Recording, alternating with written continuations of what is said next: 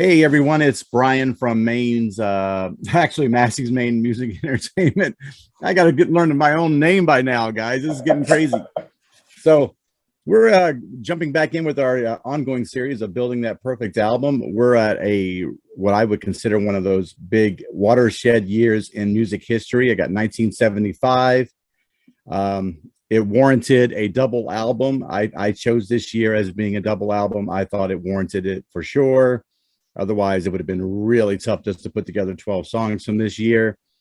So, so we went with 24. We got a double album.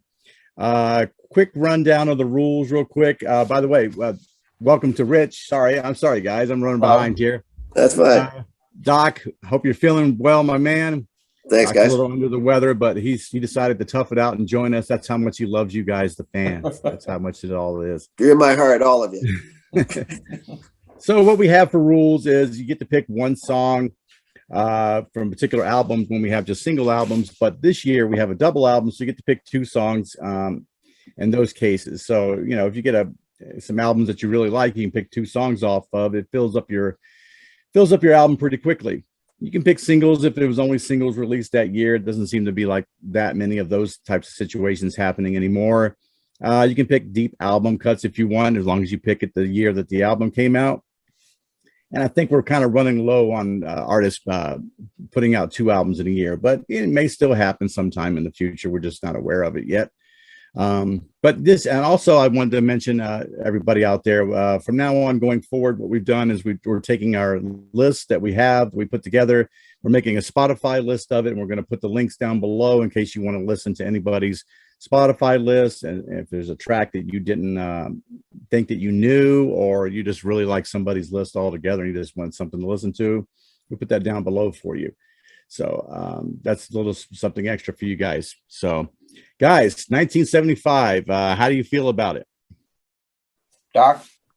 Oh, I mean, it's you're right. This definitely warranted a double album. Brian, obviously a great choice. I think, you know, we're in the heart of music in a lot of senses here in the mid 70s. So a long list to narrow it down to 24. Some will be, you know, mainstream. Some will be like, hey, that's a good pick. And some are going to be, where the hell did that come from? and it's just the way it is. And I'm sure for all of us, we've got reasons why we have songs on our list that we like and we're putting on our albums, and everyone's going to have their own take. But I think in general, we're all going to be right around a lot of things, I think, in this era. And starting in 75, back off with maybe a little bit of a down note on 74, jumping into this one is pretty solid, man. Yeah, definitely a big upgrade after 74, which we all agreed was the weakest year we've done so far. I'm glad we're doing a double album for 75, because there's 2 or 3 albums, maybe 4, that are among my favorites. So I get to pick 2 tunes from each, and I'm happy about that. That's cool. So other than that, I just want to remind everybody, please like or sub or comment, you know, down below. Also check out our other videos. I put together a playlist of all the videos combined together. So if you get an opportunity, check all those videos out as well. We really appreciate it. So the order today, I guess, since it was my choice for a double album, I get to go first today. Doc, you're going to follow me up. And then Rich is going to clean this thing out toward the end. So I guess I'll jump right in, guys. All right. Go. So Doc, I wanted to make you feel better right off the bat here. Okay. So I knew you were feeling a little down. My leadoff track is actually It's a Long Way to the Top if you like rock and roll. Fantastic. I just, you know, what's funny is I heard the song plenty of times, but I haven't listened to High Voltage until like maybe a month ago. Great album. Great album. Really like it. What I like about this song is the bagpipes, but it's the competing bagpipes with the guitar, because there's like this little lull in the song where you hear the guitar going da-na-na, and then the bagpipes go da-na-na, and then they start going back and forth. It's like this competing thing. And that's what I really liked about the song. I thought it would be a great, perfect lead-off track for an album. So great tune. Number 2 for me, I've got Trampled Under a Foot from Led Zeppelin. You know, Physical Graffiti. It's got so many songs you could choose from here. I like this song here. It's a little bit more energetic than some of the other songs on there. And there probably will be another song later on my list, but I figured this would be a great follow-up to AC/DC there. Batting right in the middle of my album, I've got maybe, I think it's considered the 21st best song ever. I've got Born to Run by Bruce Springsteen.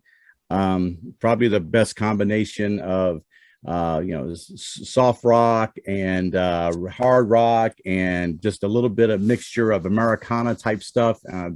He's just right on top of his game for this album. There was probably like 6 songs I had on my list for this album. This is the one song that I chose. It was tough to pick one, but I ultimately went with the title track, The Boss You Can't Go Wrong. The tenor saxophone by Clemens in this, by the way, is just outstanding. So anybody gets a chance to listen to that, if they haven't heard it, I can't imagine. Number 4 for me on this side, I've got One of These Nights. It's Long Run is my favorite album, but One of These Nights is probably my favorite song by the Eagles. I don't know whether that's a hot take or not, but I just think it's got a unique blend of all their guitars that seem to be right on task. The drum beat kind of reminds me a little bit more funky, a little bit more disco-like than some of their other material, which seemed to work. I don't think that it detracted from the song at all. I think it's a beautifully constructed song. Number 5 for me, I've got kind of a deeper cut. I've got From Blood on the Tracks, but I've got Meet Me in the Morning. It's kind of a blues a stanza from Bob Dylan here. Not really, not a lot of people are really high on the song, but I liked it. I love the guitar work in it. The Buddy Cage does the steel guitar work in it, and I think it's incredible. I'm a big fan of the blues, and when I'm a big fan of Bob Dylan. So if you're going to put those two together, it's probably going to make my list somehow. And closing out my first side, my second favorite song of all time. I've never grown tired of the album. I've never grown tired of this song. I've got Wish You Were Here by Pink Floyd. Probably, I looked at the lyrics again, a couple days ago, and I'm like, wow. I said, one of the lyrics is like, would you exchange your walk-on part in the war for a lead role in a cage? Just fantastic lyrics. The album in itself is just this great masterpiece, and I couldn't think of a better song to close out one of my sides, so I decided to close out side 1 with it. So excellent. I love that song. It'll show up on my list at some point. Born to Run, can't go wrong. I like you put an Eagles song in. I would have went in a different direction, but I do like that song. So cool. Yeah. Very good first side, Brian. I like that side a lot. That's my answer. Really kind of no surprise. It felt very rockish, so I figured Doc would be right on board with it. Oh yeah. Definitely. Okay. Let's stroll on to side 2 here a little bit. I went with I like the beginning of this song. It's kind of got this guitar distortion and weird, and the bass seem to be circling each other, and it's not till the drum kicks in that everything seems to be going in the same direction. I got Sweet Emotion by Aerosmith. A great lead-off track, I think, for any side that you want to pick. Wonderful song. I used this song when I had a video film production class that I took, and we had to do a film trailer for any movie that we wanted, and I did Silence of the Lambs, and I used this song as in my film trailer. I thought it fit so well. That play back and forth between Clarice and Hannibal. I thought this was a great song for that. Number 2 on side 2, I've got Magic Man by Heart. Really great. My favorite part about the whole song is like there's this almost a 2-minute span where it's not really a bridge, but just like this great guitar work, and this mini Moog, is that what they call it? The mini Moog instrument or something. It's kind of like going back and forth for about a 2-minute span. I think it's incredible. The lyrics are great. The sisters' voices are fantastic. It's just all really, really good. That's a really great album, by the way. Yep. Number 3 for me, I've got Rhiannon from Fleetwood Mac's self-titled album with Nix and Buckingham. Obviously got some ties to mythology and the occult a little bit in the song title. Fleetwood Mac's, that album kind of gets lost because of rumors that will be coming out in a couple of years, but this album is solid too, all the way through. I think it kind of gets buried behind Rumors, and I think it's really almost as strong as Rumors. Number 4 for me, I've got 39 by Queen from Night at the Opera. Kind of a deeper cut here as well. Yes, it is. I know everybody's knee-jerk reaction is to put Bohemian if they're going to put a song right off the bat. 39 is kind of a song about these guys who go out into space, and it feels like they're only gone a short period of time, but when they get back to Earth, they found out everything has changed. That, of course, is because of time dilation. Anybody gets into Einstein's theory of relativity, might want to read up on that if you haven't. They come back and everything's changed. A lot more time has passed on Earth than otherwise. One of the few songs that are, that I think are one of the better songs of Queen that features Brian May on vocals instead of Freddie Mercury. He just sings backup on this, and it's incredible. Number 5, I've got Paul Simon's 50 Ways to Leave Your Lover. I know that he was going, he may have got divorced, so he was going through his divorce from Peggy at the time. And I think he wanted to take a slightly lighter tone to kind of deal with the situation. So the song is kind of a little bit of a percussion driven, and it's just kind of a lighter, laid back look at ways to get out of a relationship. And so it's kind of cool. I like it. Paul Simon's voice is really smooth and kind in this one. So, but I couldn't think of a better track to end a side, as well as my favorite song by Elton John. I've got Someone Saved My Life Tonight. I know that, Elton was on the verge of getting married, and he had to be actually talked out of it. Actually, he contemplated suicide. He had to be talked out of it. And so, he had a friend that actually suggested to him that he just, give up on the marriage thing and just bury himself in his career. And this song ends up being something that comes out of that. Bertie Taupin wrote this song, and it's beautiful. It's definitely my favorite song. I think it's his best song, Bernie's ever written, period. Yeah. But, maybe people feel a little bit different about that. And it's not the greatest album overall. I won't give Captain Fantastic, any type of credit as an album. There's maybe like 2 songs on the album that I really care for, and this is one of them, but it's a major one. So that closes out my side 2. Tremendous. I have 7 of your 12 songs. Wow. That's a good start. And the other 5 that I don't have, I have 3 of them I have on the same album in a different song. So we were definitely thinking alike in 75. Yeah. I don't know if I want to give a number right away, but yeah, we've hit on a few here. So that's what I'll say, I guess. Yeah. On the I'm not going to say which ones. I'm not going to say specifically, but 7 out of 12's friggin' pretty. I mean, high number. 75, man. Brian. Great double album, buddy. Great double album choice, man. Because that's a solid friggin' album, buddy. So that right there, yeah. I'm like, I was afraid to even put together the second album, because I was like, man, even if I put together a good second album, it's going to pale in comparison to my first album, Yeah, well, some of my 7 are on the second album. I included overall. You know what I mean? Right. Between the double albums, you're going to find 7 of the similar ones. But awesome. I like your choices a lot. So do I. Thanks, appreciate it. Very cool. All right, so who's up next? Who's got to put themselves on the line here? Doc. Here I go, brother. Buddy. Here we go.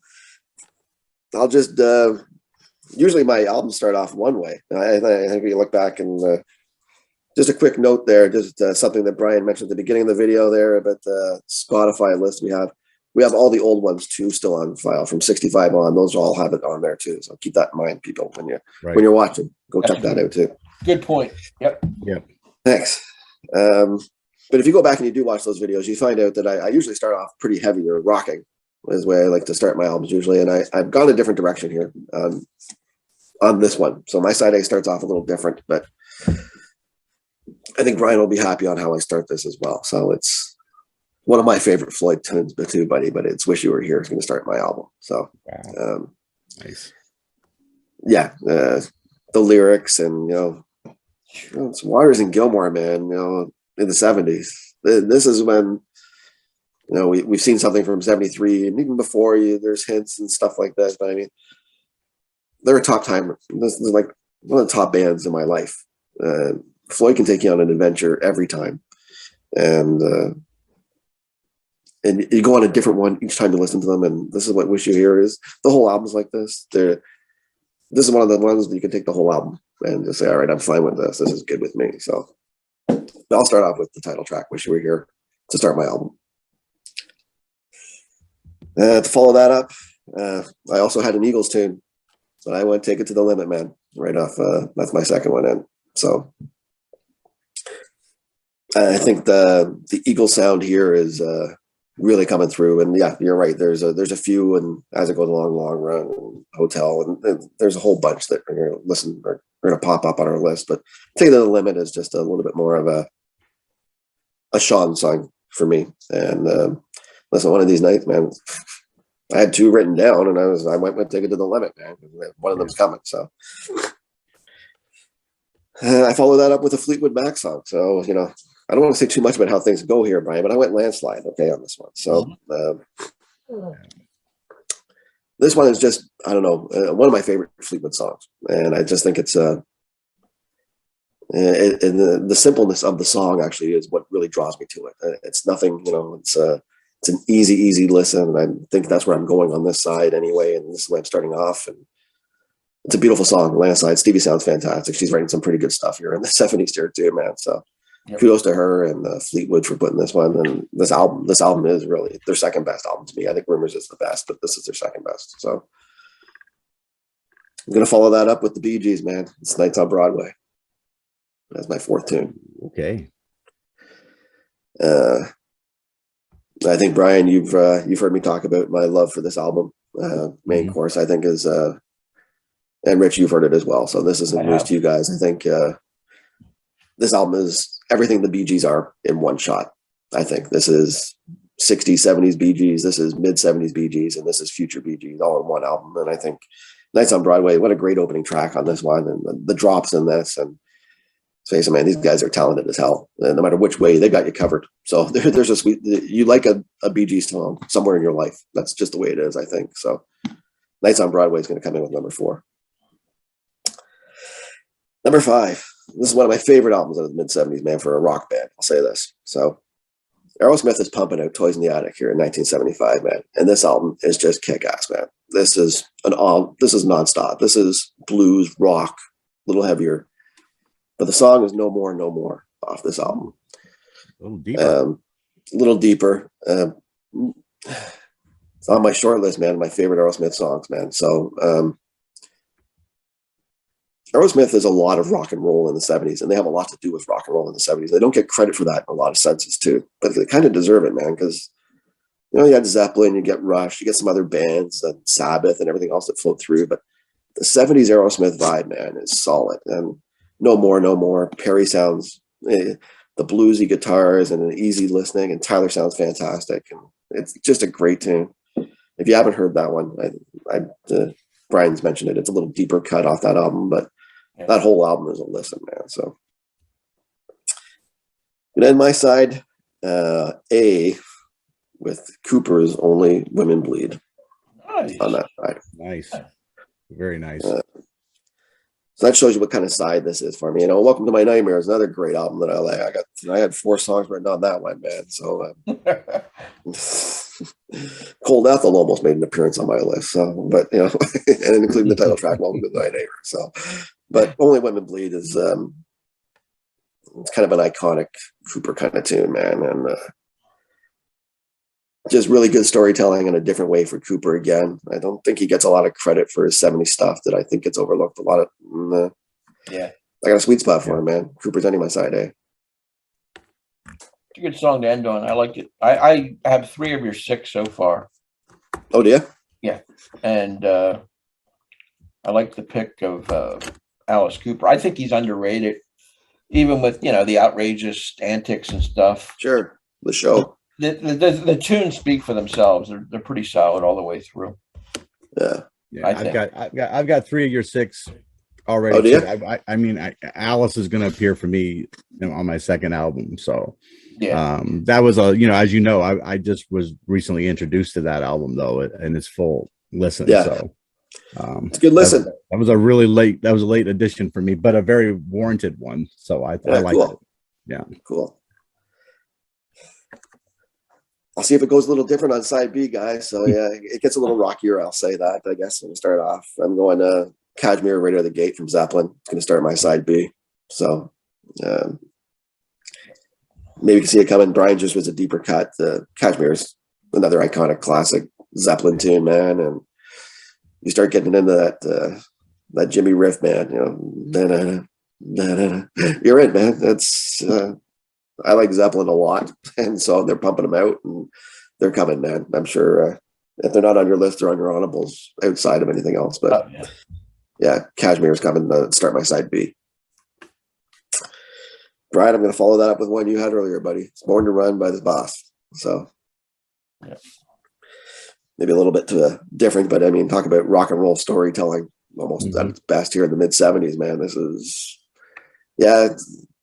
it's Bruce at his peak, man, to me. Born to Run is his best album to me.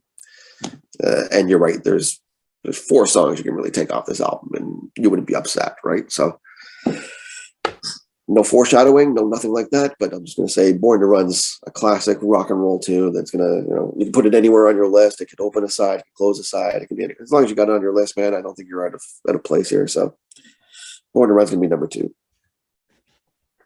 Dropping that in with number 3 is going to be a little Bad Company, Shooting Star, actually, for me.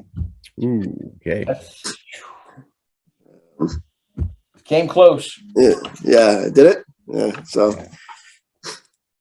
there's Bad Company, Rogers is one thing, right? His voice is pretty friggin' awesome, man.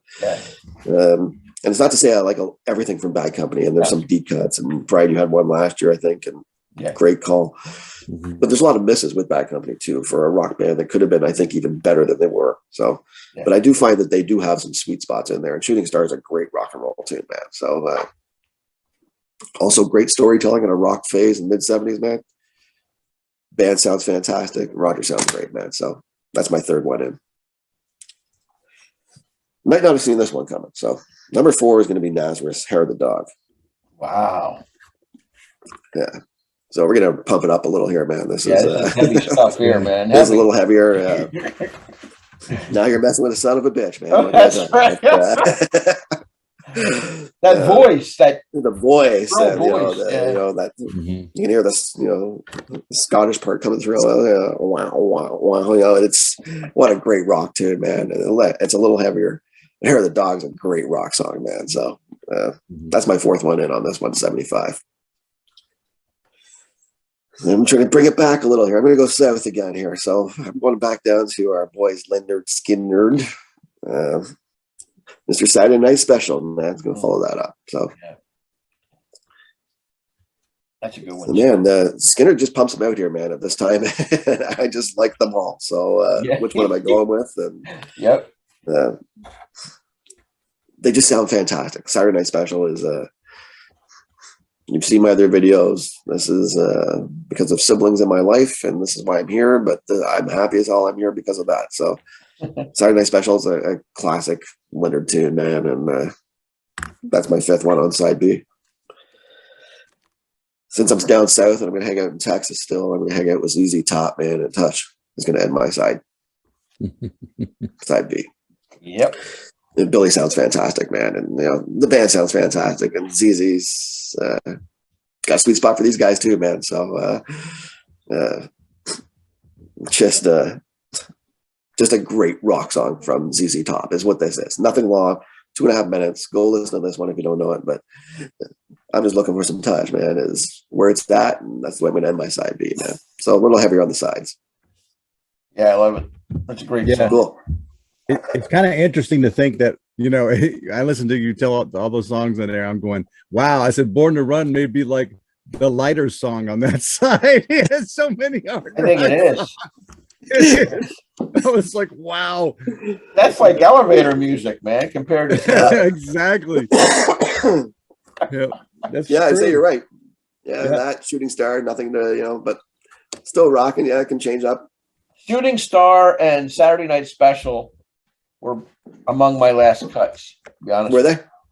I had them all along, and then I went a little bit different, but they're great songs, fantastic songs.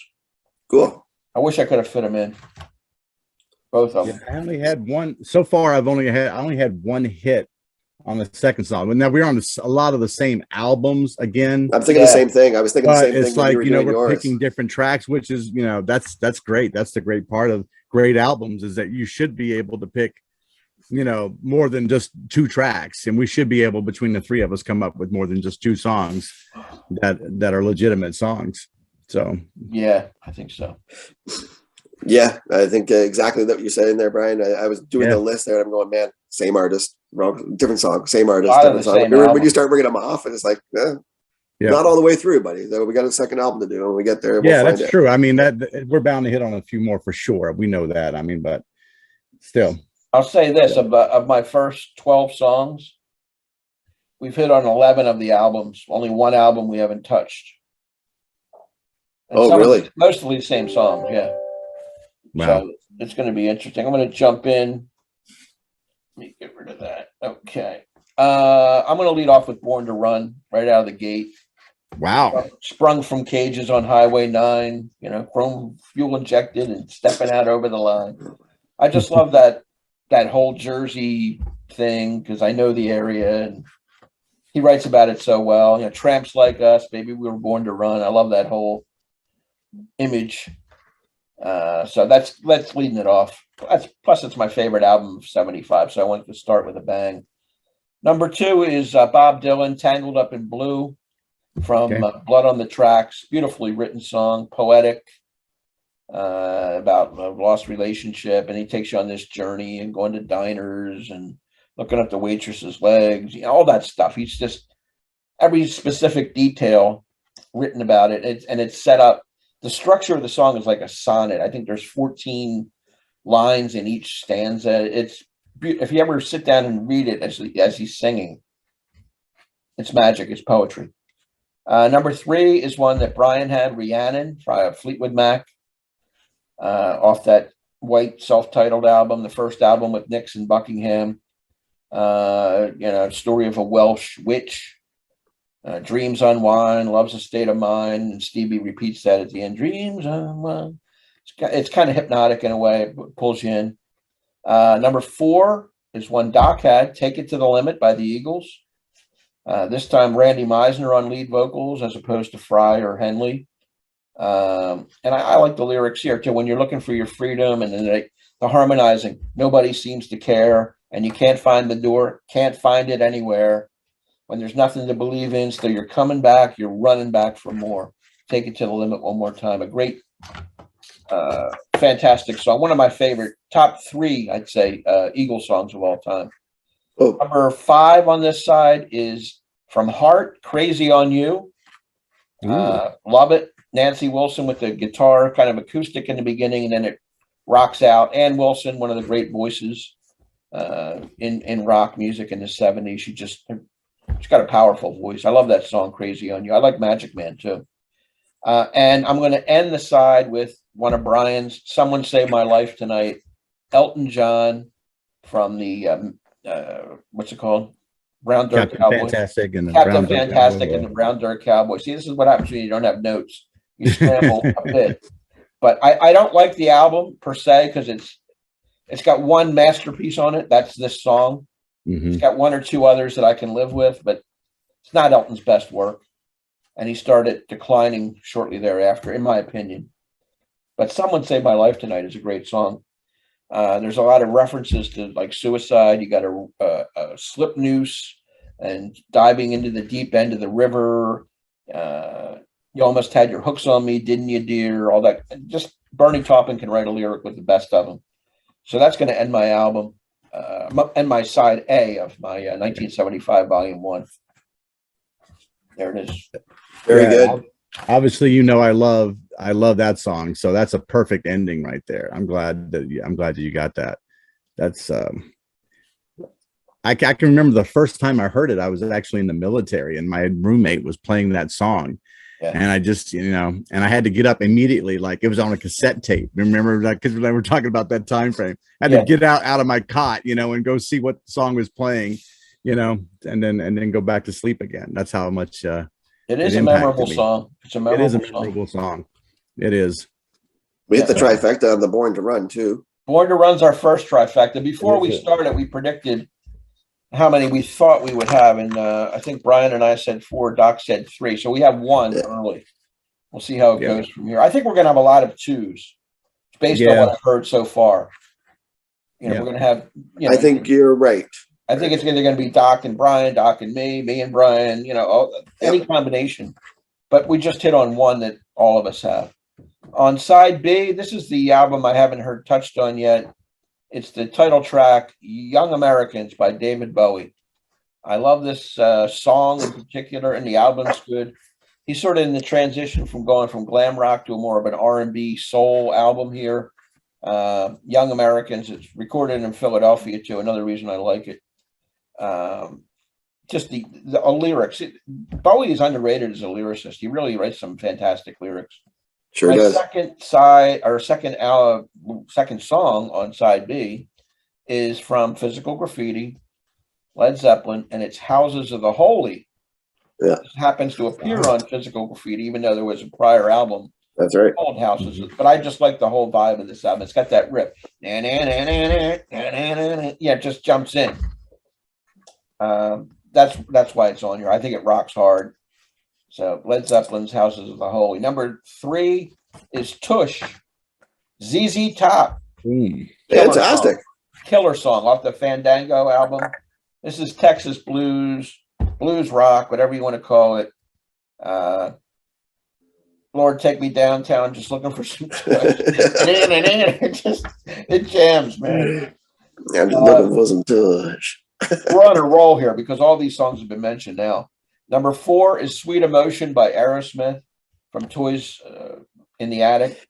I love the arrangement of the song where it starts out with a sort of mild, and then the drums come in. It's got a great bass line. Tyler's voice is on fire, and Perry.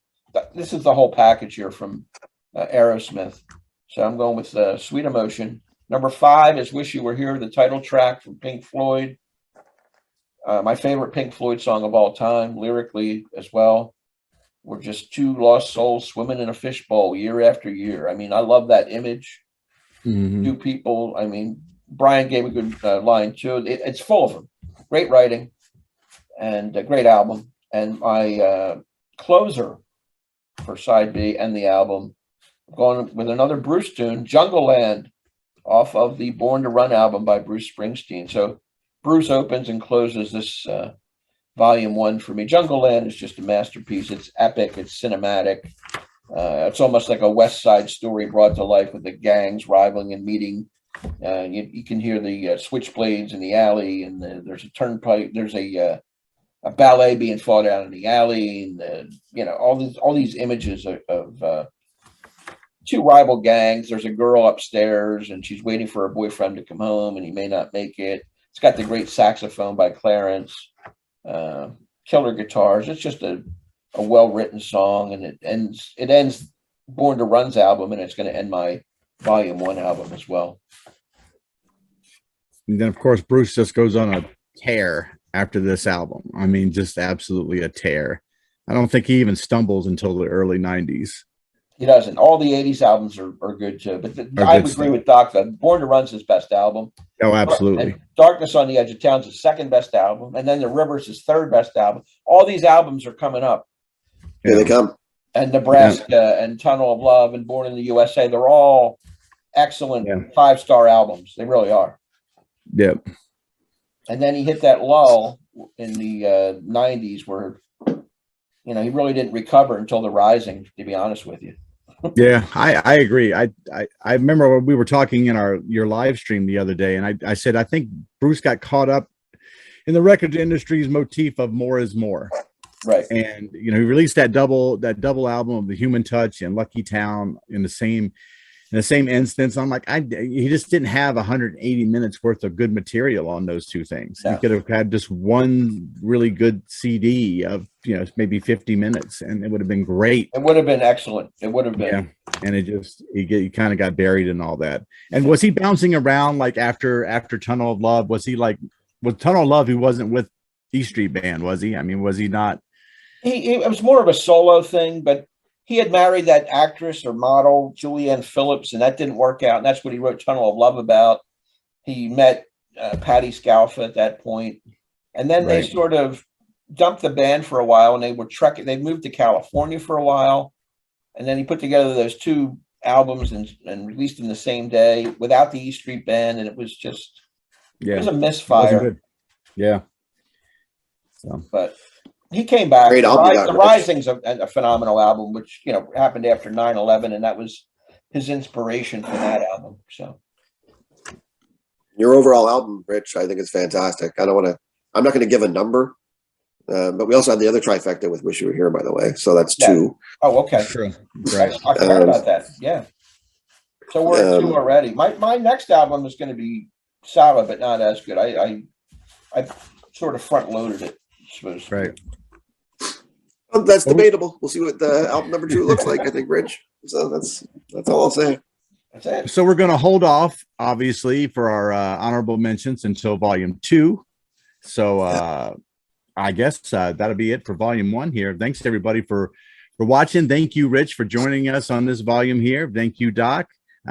Always Stick great. around because we're going to be pumping out another one here real quick. So everyone, please, if you get a chance, please like, comment, please leave your top 12, actually 24 songs for these series would be really great. And sub my channel, maybe if you think of it, sub Rich's channel. I always have his link down below. And like Doc said, we got the Spotify list all attached to our videos now. So please click on those if you need some entertainment for the day. You're going to find a lot of the like-minded songs on these lists, but that's fine. So, but until next time, everybody, I'll catch you later and for volume 2. Take care. Bye-bye. Yeah. Bye. Yeah.